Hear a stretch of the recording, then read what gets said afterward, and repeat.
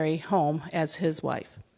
But he did not consummate the marriage until he gave birth to a son. She gave birth to a son. And he gave him the name Jesus. Joseph's obedience came at a cost. His reputation was at stake. People would whisper and question and judge. And yet Joseph chose the harder path, to trust God's word above public opinion. His faith was quiet, but courageous. And decades ago, another believer faced a similar test of obedience. Dietrich Bonhoeffer.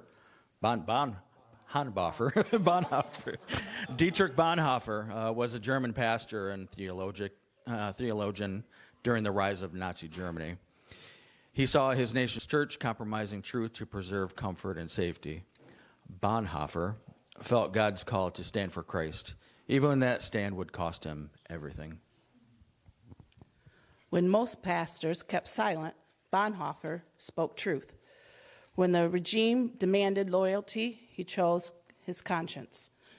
He joined the underground church, taught future pastors, and opposed the corruption of the gospel. Eventually, he was imprisoned for his faith. From his cell, he wrote, "When Christ calls a man, he bids him come and die." Bonhoeffer's obedience led to his execution just days before the war ended, yet his words still echo through generations. Faith is not merely believing.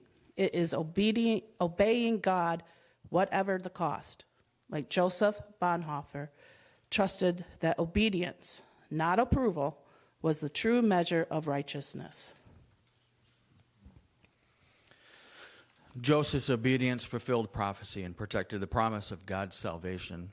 Bonhoeffer's obedience kept the light of Christ alive in a dark world.